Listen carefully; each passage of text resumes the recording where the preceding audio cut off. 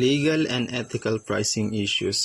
Ito ay tumutukoy sa mga alalahanin at pagsasaalang-alang na nakapalibot sa mga gawi sa pagpepresyo ng mga negosyo at organisasyon. Kabilang sa mga isyong ito ay ang pagsunod sa mga batas at regulasyon na nag-uugnay sa pagpepresyo, pati na rin ang pagtiyak at ethical na pag-uugnay sa pagtatakda ng mga presyo para sa mga produkto o serbisyo.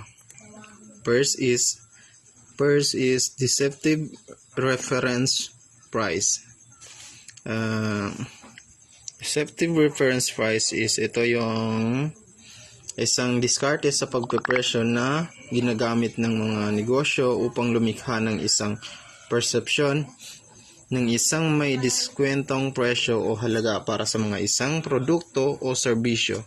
Kabilang dito ang paghahambing ng kasalukuyang presyo sa pagbebenta ng isang mas mataas na presyo ng sanggunian na maaring artificial na napalaki o mapanlinlang na ipinakita. Ito ay nagsasangkot ng paggamit ng mas mataas na reference na presyo upang gawing mas kaakit-akit o may diskwento ang isang kasalukuyang presyo. And then, next is predatory pricing. Ang predatory pricing is ay isang diskarte sa pagpepresyo na ginagamit ng mga negosyo na may layuning paalisin ang mga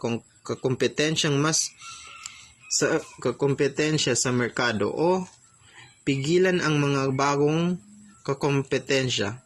Ito ay nagsasangkot ng pagtatakda ng mga presyo sa ibaba ng halaga na produksyon o mas mababa sa isang makatuwirang antas ng kakayahang kumita upang makakuha ng isang mapagkompetensyang kalamangan.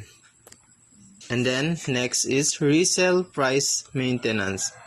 Ang resale price maintenance is kadalasang hinihikayat ng mga vendor ang mga retailer na ibenta ang kanilang mga paninda sa isang particular na presyo na kilala bilang iminumungkahing retail na presyo na manufacturer.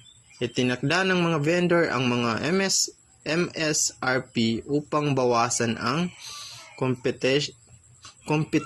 kompetisyon sa presyo ng tingi sa mga retailer at pasiglahin ang mga retailer na magbigay ng mga pantulong na serbisyo.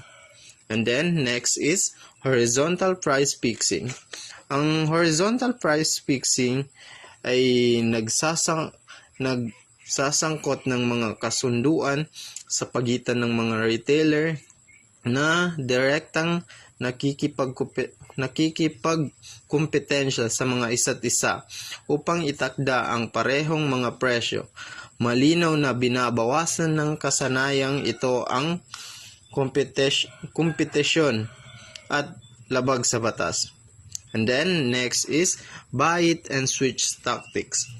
Ang buy it and switch tactics ay isang labag sa batas, mapanlinlang na kagawian na umaakit sa mga customer sa isang tindahan sa pamamagitan ng pag-a-advertise ng produkto sa mga mababang presyo at pagkatapos kapag nasa tindahan na sila, hinihimok silang bumili ng mas mataas na presyo.